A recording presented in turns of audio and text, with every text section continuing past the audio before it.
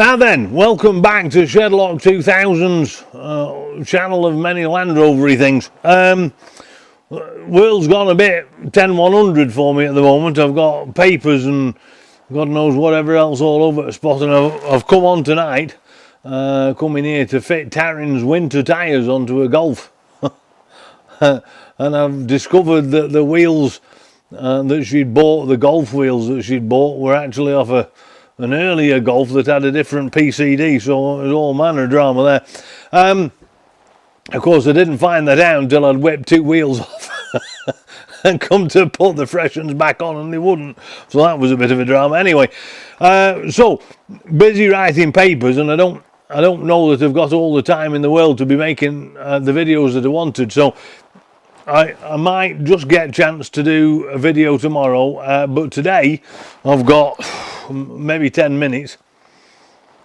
I've never done a job in 10 minutes in my life, have I? But any road will have a go. And this is a shameless shout out to Simon. These are PowerfulUK's boot interior upgrade super light things, and Simon's a top banana.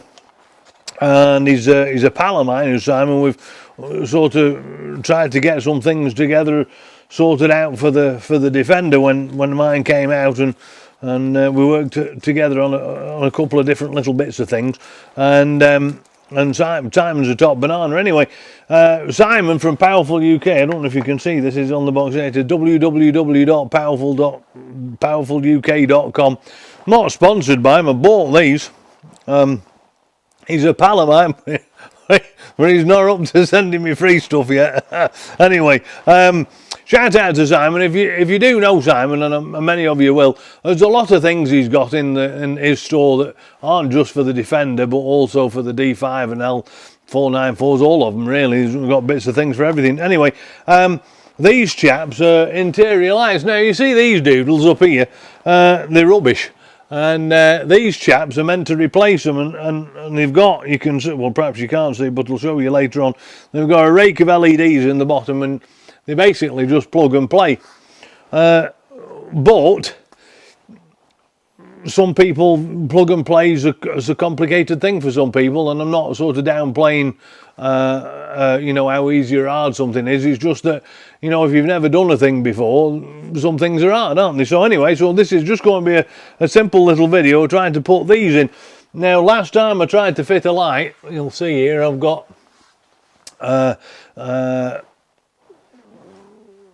Tim's light from Defender3D, and I shoved that in, and I was going to do an install video, but that's not happened either. Perhaps I'm going to pull this out, I'll show you what I did. But anyway, so I'm going to put these in now, just to help you on, and then that'll be the end of the video, basically. So this is from PowerfulUK. So I bought 4 of these lights, 2 for here and then 2 for in here. And I've done that because my mate Adam Worleyton, who had a Defender like me and then moved to a Discovery like me, and for largely the same reason, or I had many more reasons than he did, but we shared the same surging issue with the Defender, and the gear shift protocol fail. So we shared that anyway. It drove him that mad he had to send it back, and in fairness, you know, what was one of my issues. But anyway, that's another story. So these here are $18 each for a pair, and so the $36 for 2 pair, as it were, 2 pairs, should I say? And I had to pay $9 shipping, 9 quid shipping. It was £18, sorry, 18 quid, 36 quid total. So I paid 9 quid in shipping for 2 of them, and it was to Canada. So anyway, you can find them on his website. We'll go and put these on now. Now all of these light fittings are very roughly the same, and I'm just going to show you. You can see now, perhaps you can just see the little yellow LEDs in there, and you can see on the back these are LEDs. Now these chaps, you can see them here, they only have 2 LEDs, and they're not very bright, and these lights are all the same, so the mechanism of getting them out is all the same. You can see on the end there's a bit of a sort of a spring fitty clip affair thing, and it's not very fast stuck, if you see what I mean, so you've got to be a bit careful with it. and then at the back there's 2 lugs here that fit into the thing. So the trick of getting these out is to take a tool. You can use a screwdriver or even a kniffy, but if you've got them or you can get one, these little plastic trim pieces are a bit better if you can get them in. Sometimes you can't just get them in. Now the difficulty with these is knowing which way they come out. And so what you've got to do is you've got to find out which way in they're sort of tucked in. This way's tucked in that way, and I'm just going to try to, or is it tucked in this way? There you are. So you go in from the top on this side here, and my hand's covering the job. So you go in the top this side, and then you can sort of push down on this little pimple here and push it out, if you see what I mean. And basically that's all you end up with. And then you sort of extricate the light from the unit, and they're not hot because they're only LEDs, so once upon a time you'd burn your fingers on these, but of course that's not the case now. Now this plug affair here is going to be perhaps a little hard for you to see. I'm hoping I've got it zoomed in enough, but there's just a little lever here, and you've just got to pop it in, and you can pop it in with your fingers, but just for purposes of demonstration I'll perhaps use a better tool so you can see what I'm doing instead of poking about with the big thing. Here's me hooked dude. You can just push it in, and that allows this to come out of here. So push in and then just pull slightly, and then that pulls the whole thing off there. Now it has been my experience in the past that these things disappear in the hole if you let go of them, and then they're a pain to fish out. So the plan is don't let go of this bit. Take yon light, you can see the end. They only go in one way because they've got 2 little grooves, and then you just pop it in like that, and bada bing bada boom, there we have brighter light. Thank you very much, Simon, for top light. Now all of these lights, all these 4 are the same, and I'm going to spin this camera around. Now you may or not be able to see what I'm doing here. I can't see a thing because I've got big fancy light here trying to show you how we're going on, but what I'll do is I'll move the camera around here in a second and I'll show you how this is installed. But basically I'm going to use my I'm going to use my best kniffy here because I can. The problem with this plastic here is that there's a bit of a lip here, and I don't know if you can just see this, but where my knife is, there's a bit of a lip, and it's not always very easy to get this kind of in, if you see what I mean. So I'm using this bit of a tool here just to help out. Now I've gone in from the right hand side here, and this just pops out like that. Now this is the bit that's relatively important here. In this melee of stuff is a secondary clamp. Now you won't have this, a secondary plug, and that's because this affair, this bit of a wire here, is actually belonging Tim's fancy Defender3D internal light that I have delightfully modified to fit the D5 because currently he doesn't just have a clamp. Anyway, what I'm going to do is I'll show you exactly how this goes on if I can find the. Just take another one of these little LED lights from Simon out. And again you can see, or perhaps you can't, I'll hold it up there, you can see the little yellow LEDs in here. And now you'll be able to see the 2 different LEDs. And like I said before, you can actually just get your thumb on here, look, and pull it out. Again, try not, I mean it doesn't matter here, but do try not to let go of this or else fishing it out of here is a bit of a drama. You pop this back in and you can see instantly how much brighter it is. Now I'm going to leave this out here because I am going to just show you while I've got this all pulled out, if I can find the best tool. I am just going to show you how we get this out. Now this piece here, this panel, there's just the regular Land Rover pop studs and things.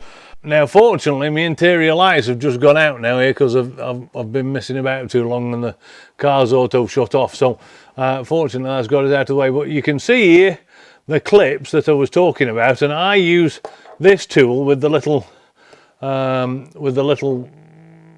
I don't know, groove in it. You can sort of just push down over the top of those clips and then get them out of the way, if that makes sense. And if you look in here, you can see that padding material, sound deadening or insulation or whatever it is that I was telling you about, and you will have to feed this wire that comes in here through that, and then there is a natural hole in the middle of this padding. You can just see the edge of that padding if I hold the light in the right place there. Look, there it is.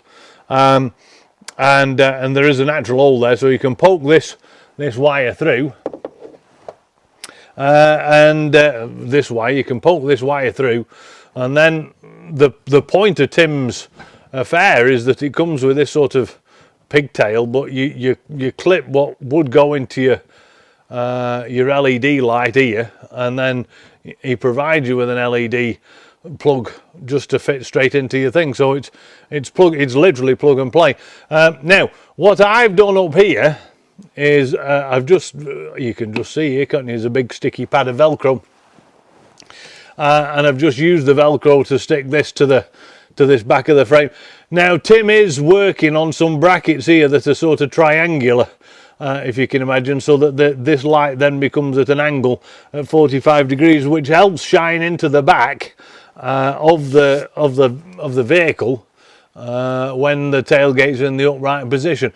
I haven't bothered with it because frankly I do a lot of work outside the vehicle, and so having it sort of pointing down outside and on the tailgate is actually beneficial to me. Anyway, so that's that.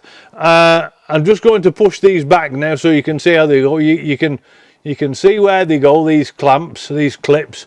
I didn't break any when I took it off, but I have noticed that there's a little bit less resistance when I pop them back in than there was when I took them back out. So what I'm trying to say there is repeated removal probably weakens the clips. Now I've just changed this one back here so you can see the difference in light between this output and that output, and you can see that this is very dim. So in fact I'll just change it now while I'm doing it. You can see the massive difference it makes. Now it is disappointing that Land Rover insist in using these. These are meant to be working man's tools, you know, and I've no idea why anybody would not be able to see what they're doing. But anyway, that is the situation, and you can see how much difference it makes. I'm just going to grab this camera, and if I turn it around here like this, you can see this other light, and these ones up in the roof lining, you can't actually change these. There's many of them. You can't change these. At least Simon hasn't come up with anything to fit in there, because these are sort of part of the switch, I believe, and you can't bugger about with them. But if I step back now, I'm just going to pull back, pan back as they say, and you can see how much brighter this one is to that one, and you can see how much of a difference it made at the top. And so that's that. So there you are with all of the lights on. I'll just knock garage lights off, and that does make quite a difference. You know, you've got quite a bit of light. Now imagine you're working in the dark, which I do quite regularly. This is the reason I need a lot of light in the back, because with all these tools and ramble and stuff in the back, I need to be able to see what I've got going, and you literally couldn't with the other one. And this big light of Tim's is responsible for a significant improvement on the light. I do recommend it if you wanted to reach out. Like I said, this light of Tim's here, you can pick that up as well from Tim's website. Just buy the Defender one and it fits pretty much straight in. And so there we are. It was as simple as that, really. I bought 4 of these, 18 quid each. 18 quid a pair. And then this light of Tim's, I can't just tell you how much that was. 65 quid, I think. That might have included shipping. Defender3D for the light of Tim's, and then www.powerfuluk.com for all of these sorts of things. And have a look at Simon's channel, because he's got all sorts of other things on there. I have reached out to Tim because I want to work together with him to make some things for the D5, because the D5 crowd have sort of, we haven't really got as much in the way of aftermarket options and stuff for the D5, because it was never never sort of received the attention the Defender did, but it's an enviable tool, as you can see. I'm doing just little bits to it and making it a lot better just by these sorts of things. Thanks and shout out again to Adam Worleyton for telling me these are available. So my thanks to him, or else I wouldn't have been able to find them at all. So, and with that, not far off 10 minutes, is it? First time I've ever done a short video in my life. Anyway, thank you very much for tuning in. Do like, and I keep doing this, don't I? Because I can't remember when I'm turned around on the camera which way around the. Do like and subscribe to the channel. As Emeka of Driven Hard says, feed the algorithm, and we'll catch you next time, hopefully for a little bit longer. Thank you very much. Cheerio.